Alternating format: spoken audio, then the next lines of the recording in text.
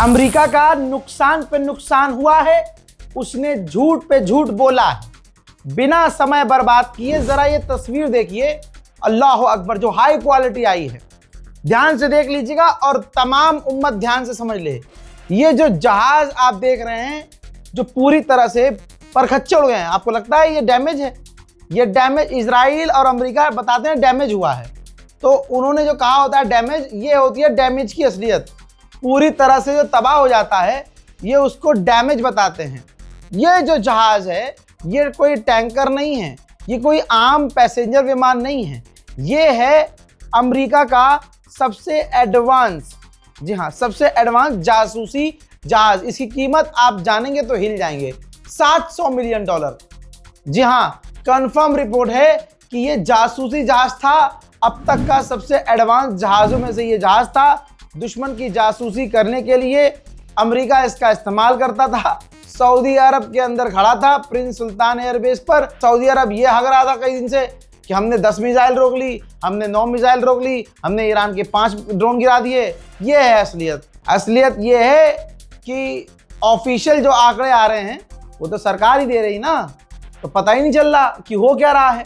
लेकिन तस्वीर अब सामने आई है कि $700 मिलियन का एक जहाज और उसके साथ 5-6 टैंकर और 12 अमेरिका के सैनिक बुरी तरह से घायल हैं।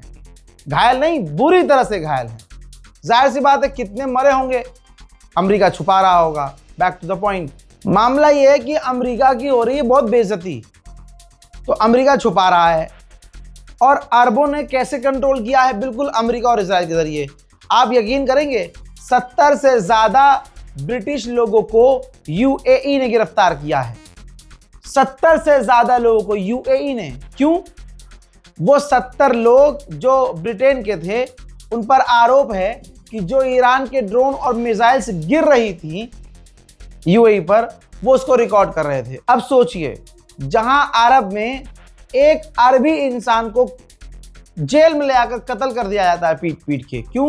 क्योंकि इसने गवर्नमेंट से कह दिया कि भैया इजराइल का सपोर्ट मत करो, अमेरिका का सपोर्ट मत करो, और हमारी गवर्नमेंट गलत कर रही है। ठीक, पूरा Arab, Saudi Arab, Qatar, Bahrain, Oman, Kuwait, Jordan, ये बहुत खतरनाक लेवल की सख्ती कर रहे हैं। मेरे खुद के दोस्त आए हैं भाई, दुबई से खुद के दोस्त आए हैं, वो बता रहे हैं भाई अगर मोबाइल हाथ में देख लिया ना, कहीं विस्फोट हुआ है और मोबाइल हाथ में, तो तुम्हें फौरन गिरफ्तार कर लेंगे, वो फाइन ठोकेंगे अलग से। तो ऐसी कंडीशन में सच कहां से सामने आएगा? यही तो वजह है, आवाम बता नहीं पा रही है। सरकार आंकड़े दे रही है कि हमने 9 मिसाइल रोकी है। अब किसने देखा है कि 9 मिसाइल रोकी है या 9 की 9 गिरी है? अब सोचिए अमेरिका का नुकसान किस तरह से हो रहा है, लेकिन झूठ कैसे बोला जा रहा है। ये देखिए, डेटा बता रहा है कि अमेरिका का एक टैंकर हवा में था, और यह टैंकर इसलिए होता है ताकि फाइटर जेट को हवा में ही रिफ्यूल कर सके। तो इस टैंकर ने इमरजेंसी लैंडिंग की है इजराइल में। जी हाँ, मिडिल ईस्ट में यह टैंकर उड़ रहा था और इस टैंकर ने इमरजेंसी, ऑब्वियसली ईरान ने हिट किया है, और फिर यह टैंकर इमरजेंसी में जाकर लैंड किया है। कहाँ? इजराइल। खामनाई इस दुनिया में नहीं है, लेकिन उनका अकाउंट एक्टिव है। जो भी इंसान उनका अकाउंट चला रहा है, ऑब्वियसली वो ऑफिशियल है।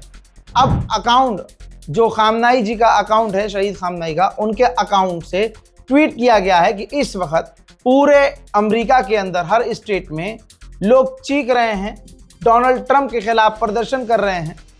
तो अगर तुम इतने कैपेबल हो तो तुम अपने इस प्रॉब्लम को सॉल्व क्यों नहीं कर पाए अभी तक?